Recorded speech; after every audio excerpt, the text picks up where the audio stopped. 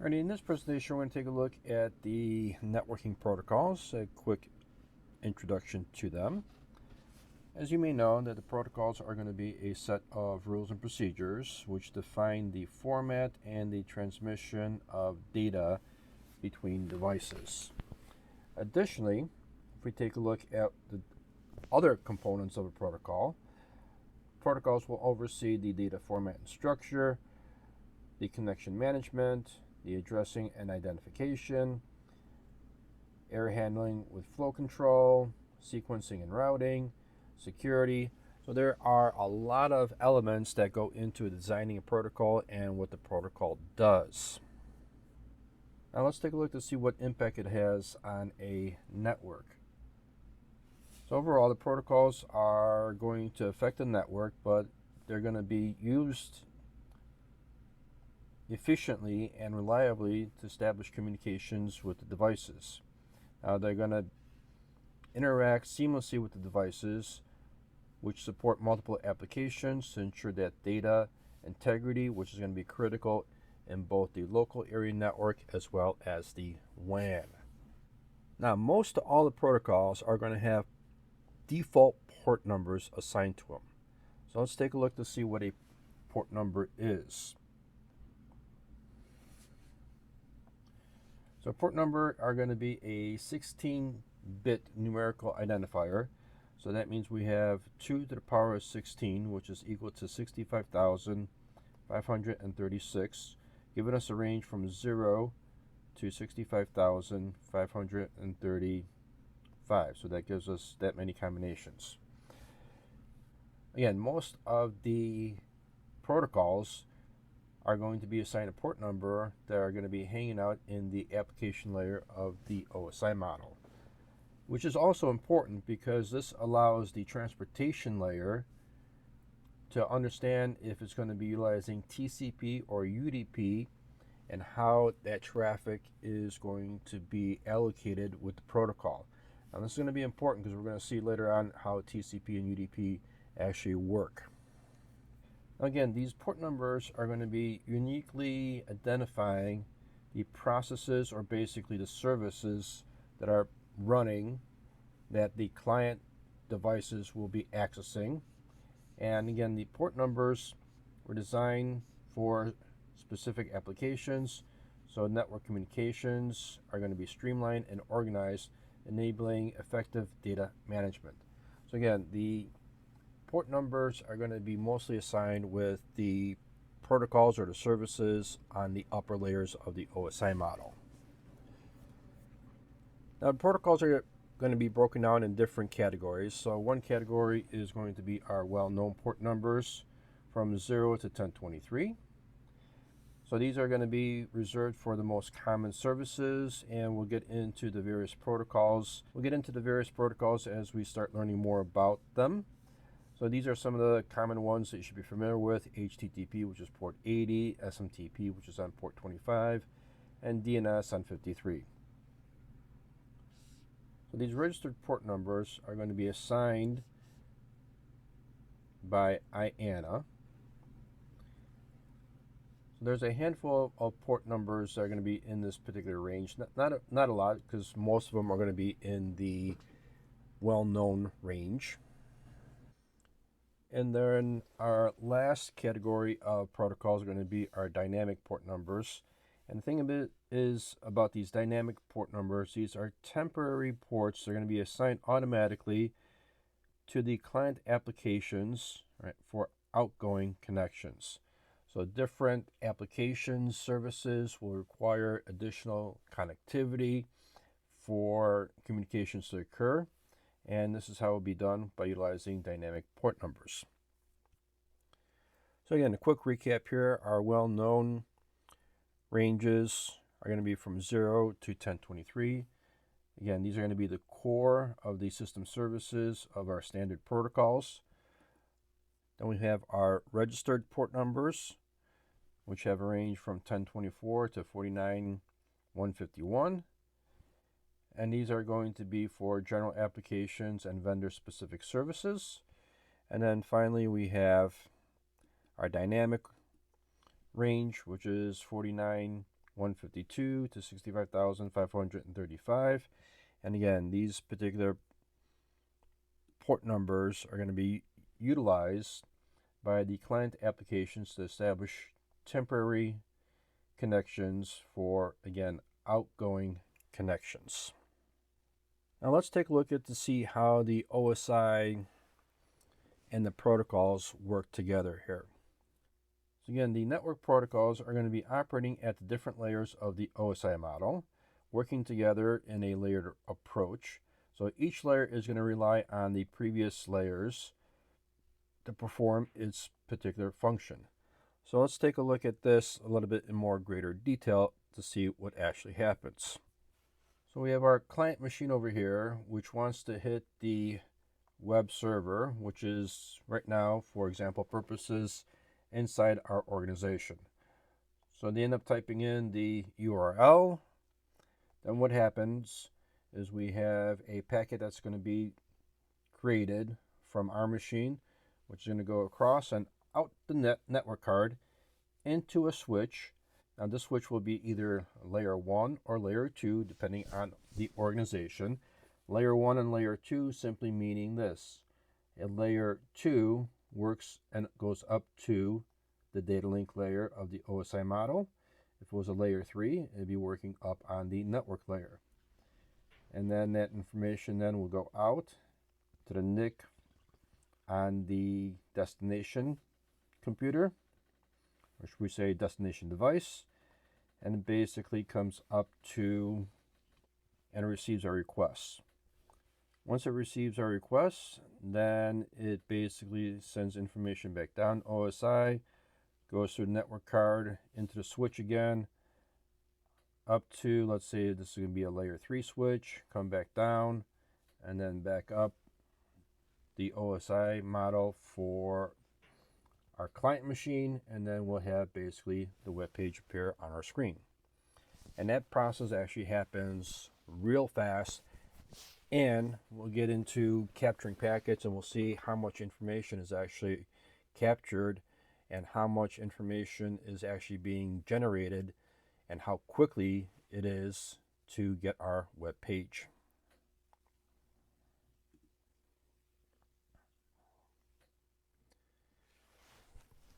Now here, let's get a better perspective in terms of the protocols and how it relates back to the OSI model. So over here, I basically added the TCP model. So as you recall from a previous lecture, we have the upper layer protocols here that in the TCP model, they're all going to be part of the application layer. We got the transportation network here is going to be referred to as the internet. And then the last two is going to be our network access control components. So now we're going to take a look at the protocols here and see how it all relates. So taking a little bit of a closer look. So we start out at the bottom here. So we have our networking medium. Now we're going to have basically two different Ethernet configurations. One is going to be 802.3, which is going to be utilizing an access method of CSMA/CD. And then we have a wireless method here, which is going to be 802.11, which is going to be utilizing CSMA/CA, collision avoidance, collision detection. Now the other thing about this is down below we have a network frame. The MTU, and this MTU stands for maximum transmission unit. So at maximum is going to be 1518 bytes. Minimum is going to be 64 bytes large. And this will keep this in mind because we're going to be taking a look at some packets, and you'll see that the minimum size is going to be 64. Now depending also in terms of what kind of data we have and if the different hardware components allow for this, we have jumbo frames which are able to carry up to 9,000 bytes in the payload section of the packet.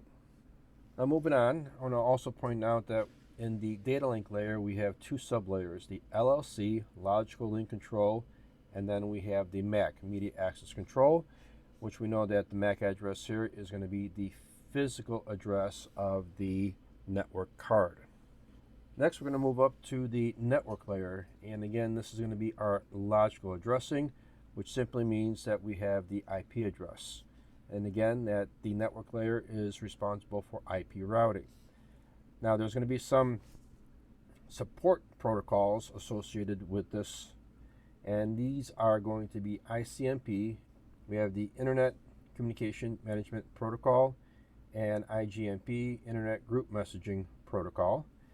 And a very unique one, we'll see this tool be utilized in a little bit here, is called ARP, Address Resolution Protocol.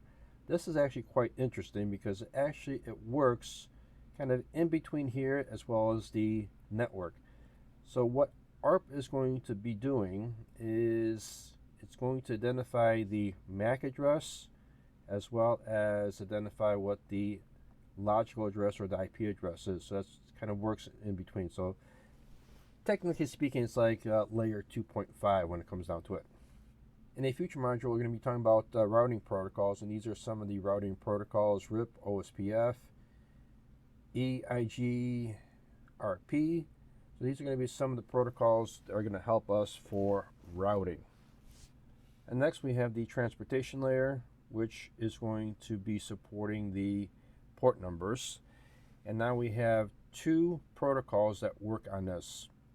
So either or, we're not going to be utilizing both. It's going to be either we use the TCP or we're going to be utilizing UDP. Now the big difference between the two is this. TCP is basically connection oriented. What that means that there is going to be a handshake process, and there are going to be acknowledgments of the packets as they're going to be traveling back and forth. UDP is basically connectionless.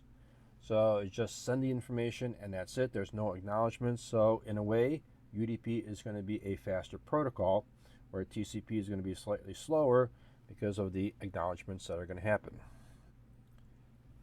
And then we're up on the upper layers of the OSI model. And again, these are going to be where we have TCP, and these are the protocols we're going to be working on here. So this is just a small snapshot of the different protocols. HTTP and HTTPS, so these are all web related. We have SMTP, POP, and IMAP related back to the email. Telnet, SSH, and RDP, they're all going to be utilized for remote access. And then we have FTP and SFTP, secure FTP, which is going to be utilized for file transfers. Again, there's literally hundreds of other protocols, but these are the most common ones associated with it.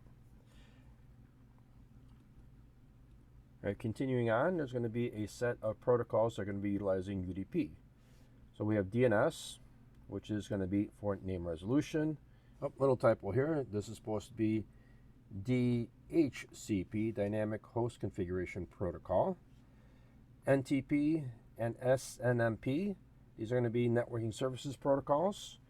We have SIP and RTP, so these are protocols associated with VoIP. And then we have TFTP, Trivial File Transfer Protocol. Again, this is be utilizing with the file transfers. And again, these are going to be utilizing the UDP as its underlying protocol. So again, we're going to be capturing packets, and we're going to see basically how this works. Next, let's take a look at some of the utilities that are going to be associated with these particular protocols. So down below, we're going to be utilizing cable testers, spectrum analyzers to help identify the connectivity.